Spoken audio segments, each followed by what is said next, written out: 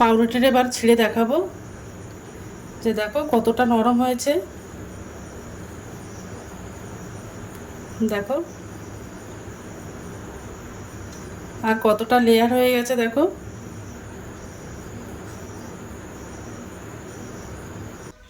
Hello বন্ধুরা, তো আমি আজকে আবার অন্যদিনের মতো নতুন একটা রেসিপি নিয়ে এসেছি। আজকে রেসিপি হচ্ছে পাউরুটি।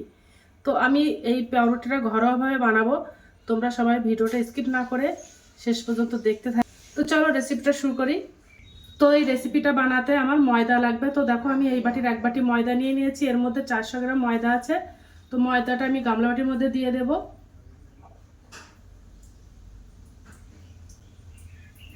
ওর মধ্যে আমি একটু লবণ দিয়ে দেব,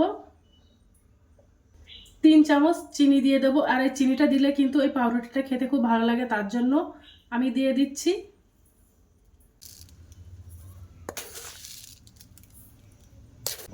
তো আমি 3 চামচ চিনি দিয়ে দিলাম। এর মধ্যে আমি এবার 1 প্যাকেট গুঁড়ো দুধ দিয়ে দেবো। এই গুঁড়ো দুধটা দিলে কিন্তু খেতে খুব ভালো লাগে পাউরুটিটা, তার জন্য দিয়ে দেব। আর দেব 2 চামচ ড্রাই ইস্ট।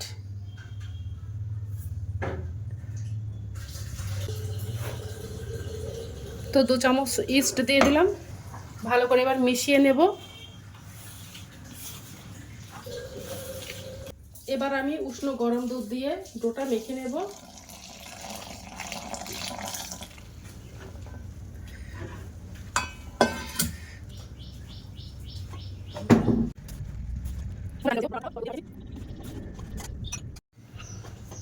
তো দেখো ডোটা ভালো করে মেখে নিয়েছি।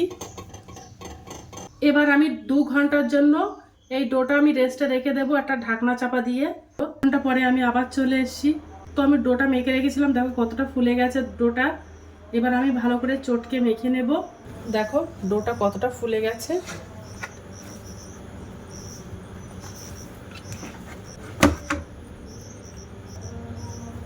একটু ময়দা ছড়িয়ে দেব।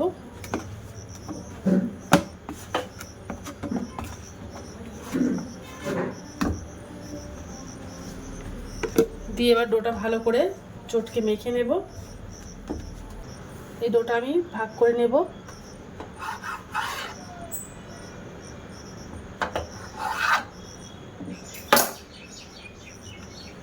দেখো 4টে ভাগে ভাগ করে নিলাম।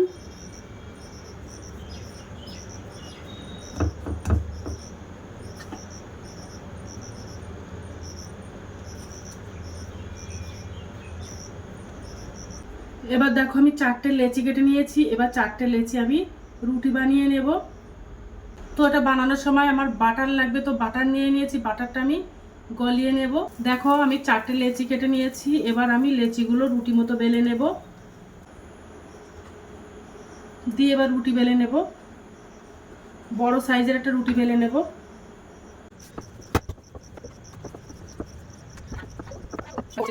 তো আমি রুটি 4টে বেলে নিয়েছি। এবার আমি পাউরুটির শেপটা দিয়ে নেব। প্রথমে আমি একটা রুটি দিয়ে দেবো। আর যে বাটারটা আমি গলিয়ে রেখেছিলাম ওই বাটারটা আমি দিয়ে দেব। ভালো করে সব সাইডে মাখিয়ে দেব বাটার। একটা রুটি দিয়ে দেব।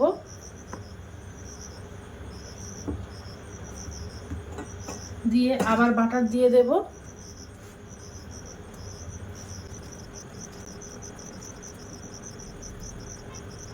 এবার আমি ওর উপরে আরেকটা রুটি দিয়ে দেব।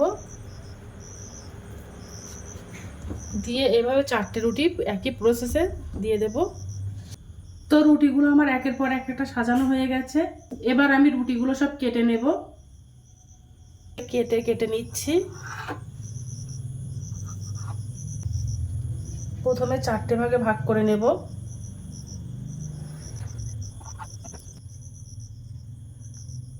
সরু সরু করে কেটে নেব।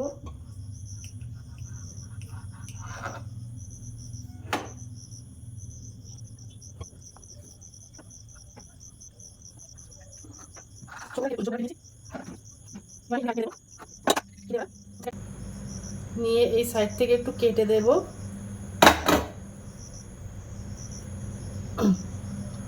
কেটে এইভাবে মুড়ে মুড়ে দেব।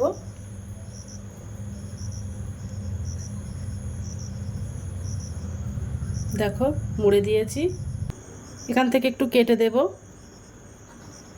এবার একটু মুড়ে মুড়ে দেব।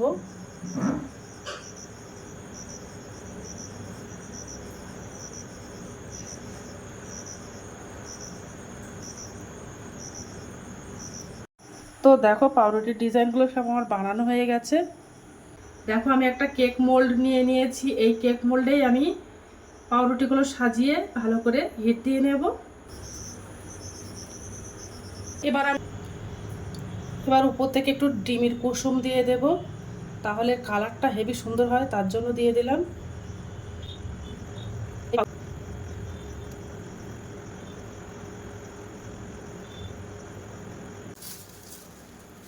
একটু সাদা তিল ছড়িয়ে দেব।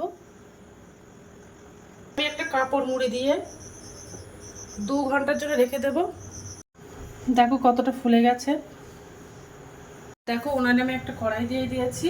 এবার আমি একটা বাটি উপর করে দেব, দিয়ে যে কেক মোল্ডটা ছিল ওই কেক মোল্ডটা দিয়ে দেব। এবার আমি একটা ঢাকনা চাপা দিয়ে দেব।